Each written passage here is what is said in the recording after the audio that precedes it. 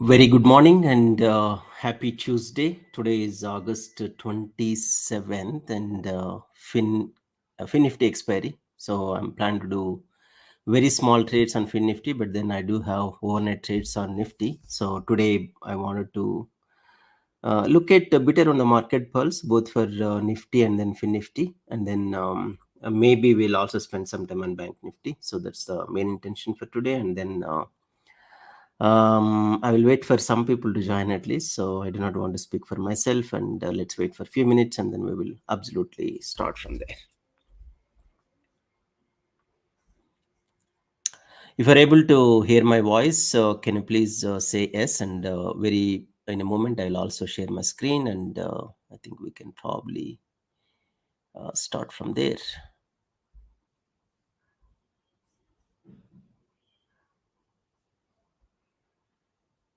Awesome. Thank you, Lucky Sharma, Hitesh, and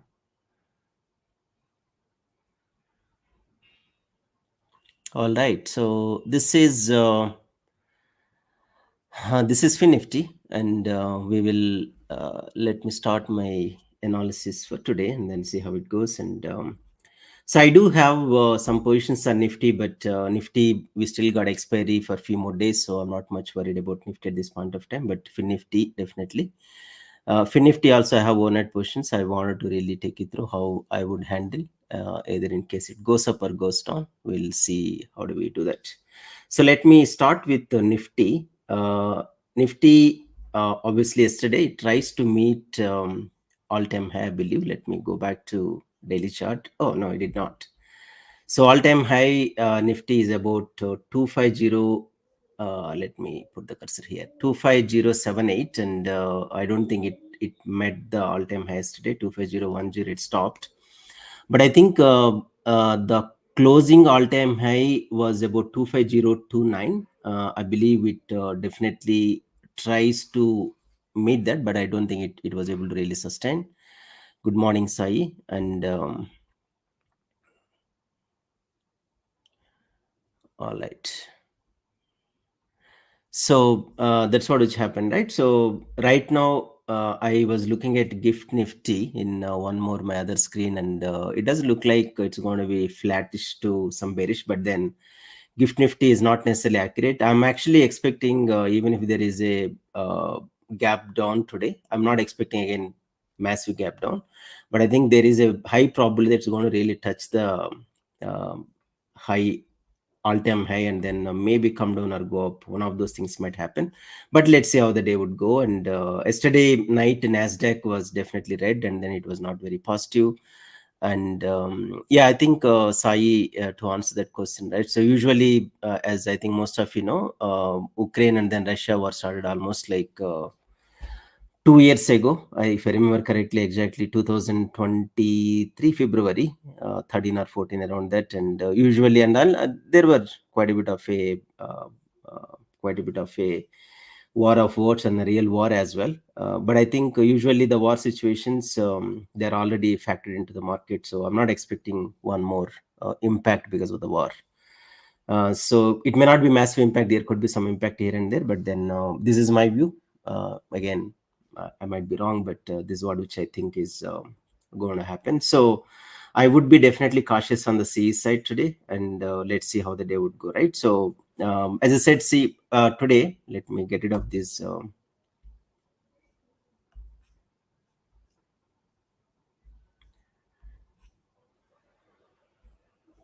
So I will quickly go to Fin Nifty, because if somebody is trading on Fin Nifty, it's important for us to spend some time there. But right now, if I go to, let's say, 15 minutes chart,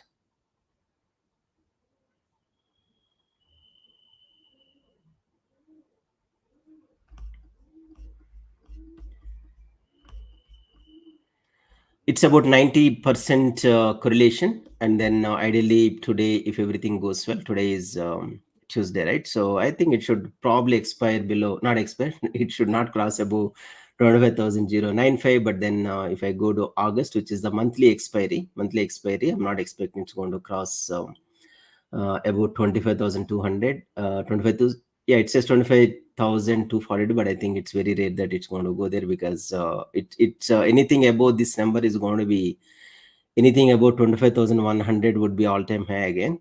In fact, 25,082, I think that's the number. So again, as I have been saying yesterday, um, getting one more all-time high is, the probability is very low, but then we can never rule out some of those things. I would say about 90% it will not really go to one more all-time high. Even if it goes, there is going to be some pullback in the market. So that's what my guess right now. And let's quickly go back to Fin Nifty. I think Fin Nifty is here. All right. So Fin Nifty, yesterday there was a massive up move. I think this is in line to what Nifty has done, right? And then I'm in 15 minutes chart here. And then if I go back and then draw some lines here. So my guess today, it's going to expire below 23,500. It's basically 23,500 below. I think that is also very, very rare probability to really go there. But I think it's the next probability is this one, 23,500. This is actually 23,600. But I think I'm going to think it's going to expire below 23,500, and then bottom anyway. It's very difficult to draw a line here. But then from the 2 sigma, it is actually showing 23,422. Because it's an expiry, let me also get into Camarilla pivot points and then see. So H5 is 23,537, and then H4 is 23,469. And in my view, in case even if it crosses this 427, there is high probability that it's going to skip H4 and then directly go to H5. But let's see how the market would shape up. And yeah, we'll look at BN in a moment. And right now my focus is absolutely on Fin Nifty. I think that's all it is. And then let me take you through some of the positions that I have overnight, right? So Nifty is in losses, obviously, about close to 1.85 lakhs. And if I go back here, I still got some more time to really play with Nifty. And as I said, that's why I'm not much worried. And also, this is all-time high at this point of time. And then I also have overnight positions on Fin Nifty. Fin Nifty, yesterday I have closed 23,600 CE. So right now I'm at 23,500 CE. So I need to watch out. So my plan is, as soon as the market opens, I might probably close these 2 positions and then take some breather. And then, so usually when the market opens, I will make money on these 2 positions. Maybe I will, it is a, there could be definitely some bit of a time decay. That's what I'm guessing, because IV is definitely quite low. So let's see, if I get about 40,000 or 50,000, I would probably exit these 2 and then wait for maybe some time and then take some new positions. That's what the plan right now. And I think that's all. These are the 2 positions that I have at this point of time. Let me quickly go to open interest. So open interest for Fin Nifty. So as I saw yesterday, the PCR, which is the put call ratio, is 1.01, which is very equally poised both the sides. And however, from the OI perspective, definitely this actually shows a massive resistance, 23,400, and if it breaks, next one is 23,500. There is very low probability it's going to go beyond this. The reason is there are a number of puts written also very negligible beyond this level, which is 23,500. In case if this breaks, obviously it will go to 23,600. On the bottom side, there is a very good support at 23,200. And in case if this breaks, and then I'm guessing it's going to be 23,100 or maximum 23,000. We can, overall from the OI perspective, we can definitely look at 23,000, which is 23,000. And then the upside is about 23,600. That's what I would actually predict today. And then if I go back to again my positions, right? So I do not have a lot of breather here.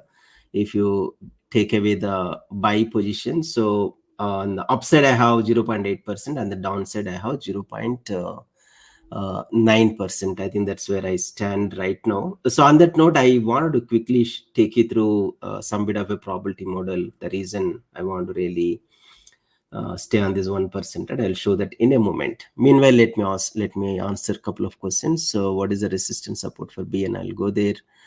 Aizen Sosuke, sir, I had a doubt. I'm a student, and as you are experienced in markets, and I wanted to know to what extent technical analysis works and why. Thanks in advance. So, on a lighter note, we're all students of market, Aizen. So it always teaches something which we never knew.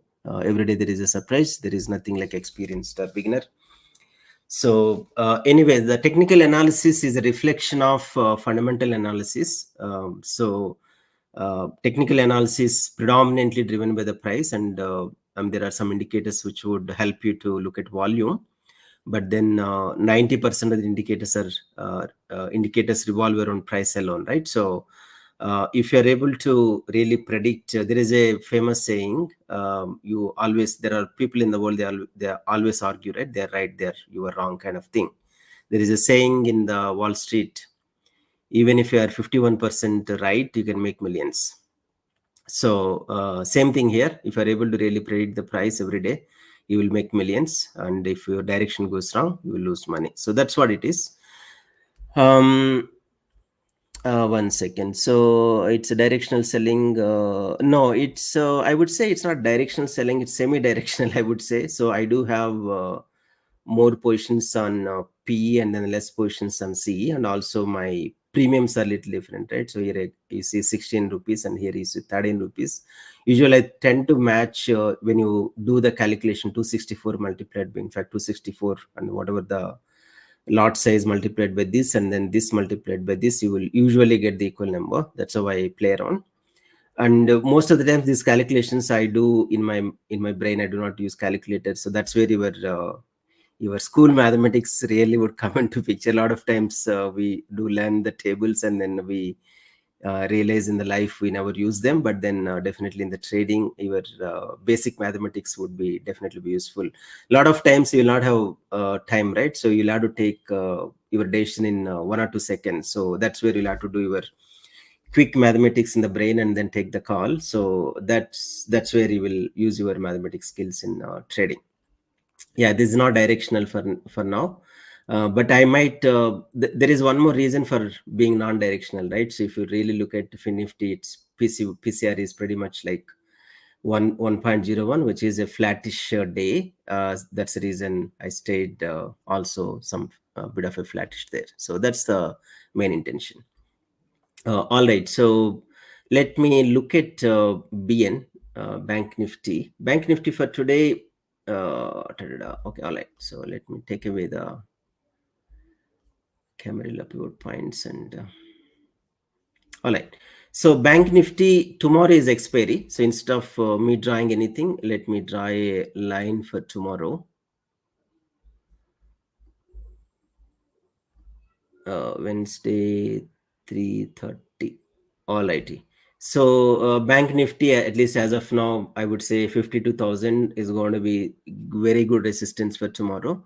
And that's where you will be able to make some money. And let me also get on to this one, right? So where is this? Uh, all right. So open interest. So PCR is put call ratio. It's a ratio between put and then call. PCR, if it is usually, so PCR actually for this, it's a bearish, right? So I think this is a good example. So PCR, if it is below 0.8, it is seen as a bearish day. And then PCR between 0.8 to 0. In fact, 1 can be seen as a flat day. And then anything above 1 to 1.1 can be seen as a bullish day. So that's how PCR is actually calculated. So PCR, again, I'll repeat it. It's a put call ratio from the open interest perspective. There are more puts written versus less calls written. It is seen as a bullish day. So PCR is going to be more than 1.0. If put is, let's say, 100 and call is also 100, PCR is going to be 1. And put is low and then the call is high, then PCR is going to be less than 0.7.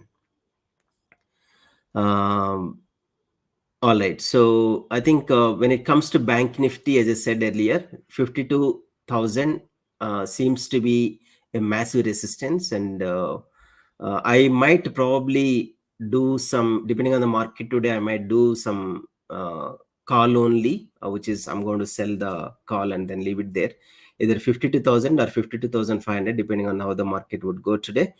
And then that is mainly for tomorrow. So that's the trade I'm going to take on Bank Nifty. And I mean, ideally, I took a oath that I would not be doing intraday this week. But then yesterday, when I started positional on Nifty, I started losing some money. That's where I had to do mid cap Nifty yesterday to definitely cover these losses. But today I will go very, very low on Fin Nifty because expiry days are quite volatile. So I think the margin I'm using here is definitely less than 10-20%, I think. So I will probably stay here. Even if this trade is successful, I would probably walk away with about 1.38, with some adjustments, probably 1.5 lakhs. So that's the thing. So 1 second.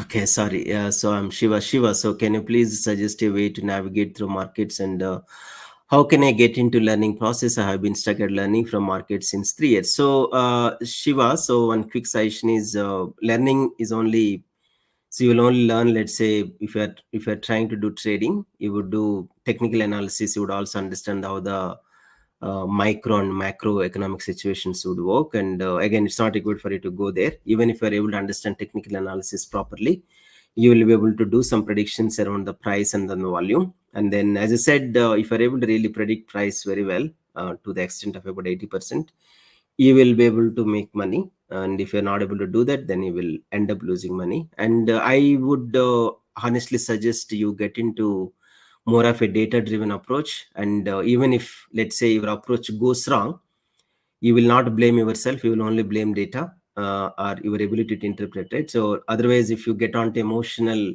way of trading, when I say emotional way of trading, you would suddenly see some prices going up, you go on and try to buy, and as soon as you buy, it will definitely go down, and then you will lose money. That is emotional based decision without really looking at what is really happening, right? So but then look at my view data, and then if you're not comfortable, I would even suggest doing a paper trade or the virtual trade, and then see if your analysis is actually working.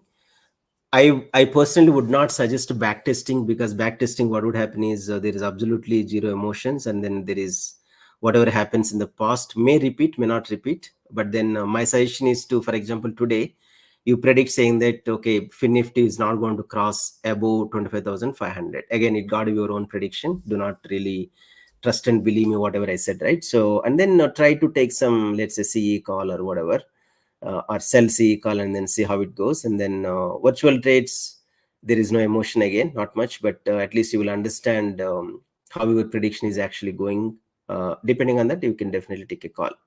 But having said that, paper trade doesn't carry emotions, right? But then when you get on to real trade, you will there is a fear and then greed. That's where a lot of times people end up losing money. Yeah, but somewhere you need to start. If you have to start somewhere, I suggest you to at least start with the paper trade, and then or virtual trade. In fact, you can go, and then in fact, if you go here, you can do, if I were you, I will probably go and then sell one. Let's say I will do one sell here, right? So let me go to Fin Nifty, and then 25,000. Let's say I will probably sell this, and then I will have some hedge, and then see how it happens, right? So this actually gives about 4% today, if our strategy is right. And then here, anyway, it's a virtual trade, so you can do add to drafts, and then you can just stay there. So that's what you can do.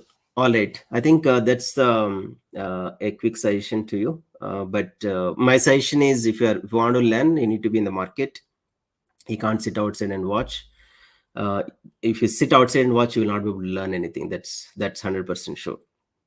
So it's basically watching cricket in the TV, right? So that will only give the entertainment, but you will never learn the game. So you have to go to the ground and then play. That's where you would actually gain those skills. All right, I think that's all from my end for today. And as I said, in fact, yesterday, if you watched this one, we did predict saying that mid cap Nifty is going to expire below 13,100, which actually happened. It actually exactly took the resistance at 13,000. 100. To be precise, 13,098.80, which is a absolutely precise number, and then it came down below after that. I think that's a good prediction, I think, with the data. But for today, as I said, I'm going to my prediction is it's going to expire below 25,500. Even if it goes here, I might probably end up selling some calls and then see how it goes. And then yeah, we're left with another 20 minutes, 25 minutes, and then we'll see. And the Nifty, at least this being a monthly expiry, my prediction is going to expire below 25,200. That's where I have my calls. And then in case, let's say if it breaks and then if it tries to go up, then I'll have to take some cover out there. One last one before I wind up. This is for the positional trades, and this is in losses right now. But then yesterday, I think I made about 23 or 30,000.